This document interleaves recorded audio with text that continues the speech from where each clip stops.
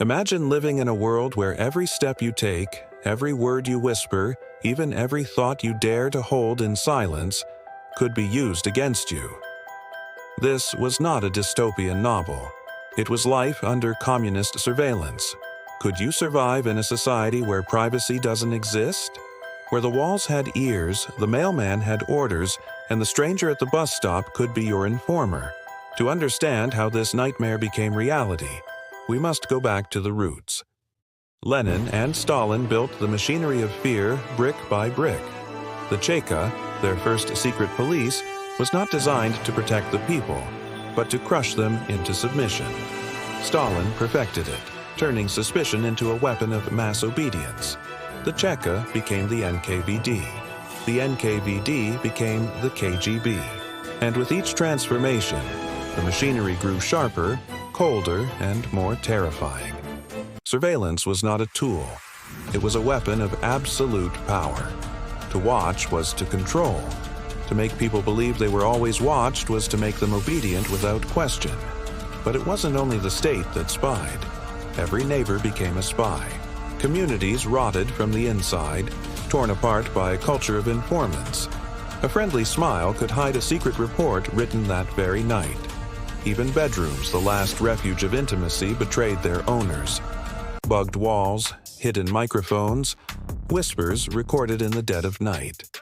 A husband and wife could not trust each other fully because one careless word might mean the end.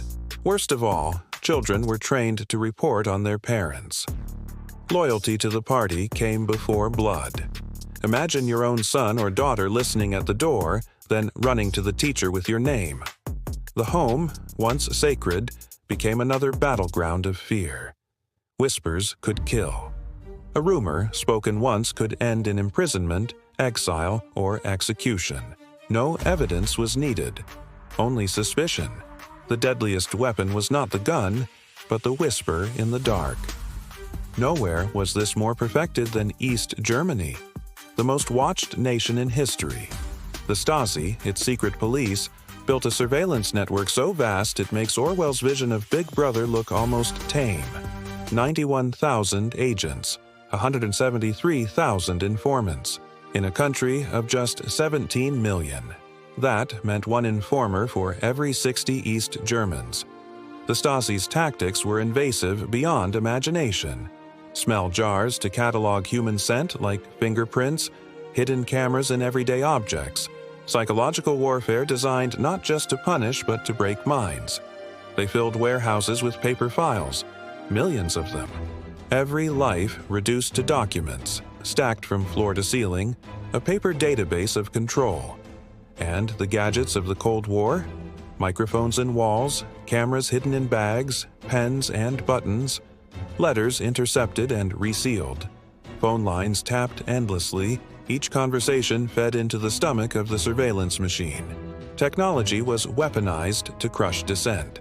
Every invention that could connect people was twisted to divide and control them. And yet, the DNA of that surveillance did not die with the Cold War. It lives on in ways both subtle and obvious. The digital DNA of surveillance is all around us today. Under such conditions, paranoia ruled.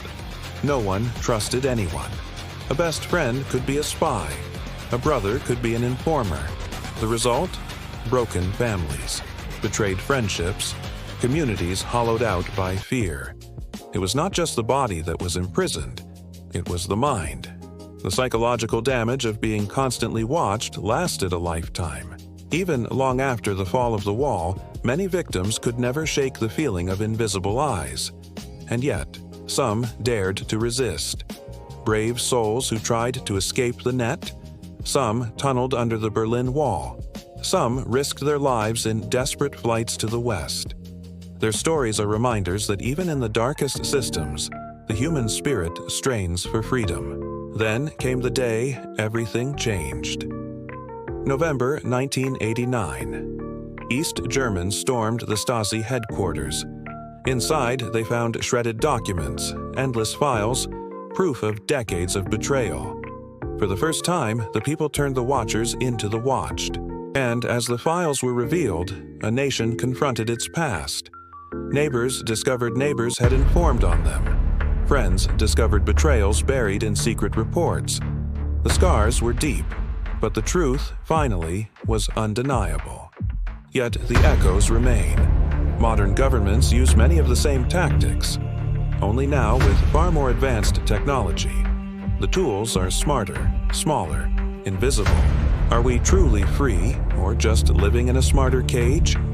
From the Stasi to smartphones, the eternal question of privacy remains unanswered. What history warns us is clear. Whenever a society trades freedom for security, it risks losing both. Look around. Your digital life, your messages, your clicks, your searches, all watched, stored, and analyzed. The watchers no longer need to bug your home. You already carry the microphone in your pocket.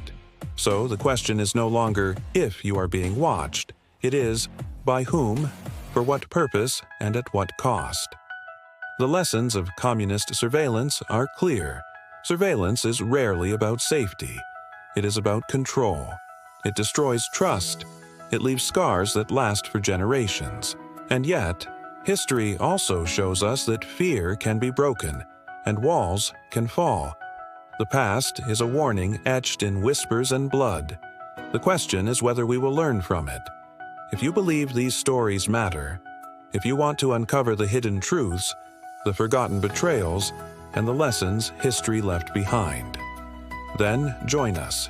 Subscribe so you never miss the next hidden history. Because the past is always watching.